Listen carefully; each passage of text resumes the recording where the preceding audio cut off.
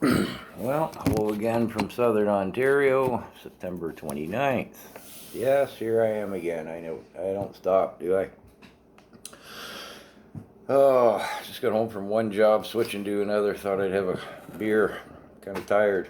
Don't worry, not drinking and driving. The other job's at home. Regarding Trudeau's rural immigration program. Yes, rural immigration program. Let's start with a little background first, though. Apparently, we've brought in 2 million immigrants. Illegal, irregular, yeah, who knows? What's the haircut calling them today? Nobody's quite sure. I mean, the populace doesn't know. Is it 2 million? More? Less? How would we know? Parliament's been closed, so we're not acting as a democracy. So the opposition, if they were to ask, well, they couldn't ask. So nobody knows. But let's assume the 2 million's valid. I have no doubt that it is. That's 2 million on, we'll round up the math a little bit. We'll say there's 40 million Canadians. 2 million on 40 million, 1 million on 20 million. That's one added to every 20 Canadians. If my math is right. And it's actually 1 to a little less than 20 Canadians because we rounded up to the 40 million. Now, again, does the Liberals even know how many is there 2 million? Who knows? They lost count of damn near 40,000 that had been denied citizenship. What do you got to do to be denied citizenship here in Canada? You must have to have terrorists stamped on your forehead. Apparently 6 of them got deported after being denied citizenship again.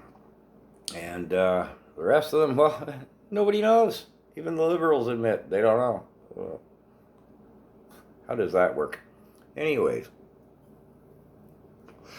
rounding up some more dollars again, and if you want a little harder figures than mine, I suggest you check out the Rebel News 3-part series on Roxham Road, the illegal border crossing, where they managed to drag out of the government costs per immigrant. Now, I round those costs up to $100,000 a head in the first year. So, 200 billion times 100,000, well, that's $1 trillion. Kind of adds up, over 5 years, kind of adds up to a big chunk of our deficit. What's Trudeau call it? Oh, his investment in Canadians. He calls borrowing investing, but I call it debt. Anyways, that's $1 trillion right there. So, Germany, a few years back, they brought in 1 million on a population of 80 million. They did it knowingly and willingly, cognitively, and no doubt comprehensively. Germans tend to be kind of pragmatic, eh?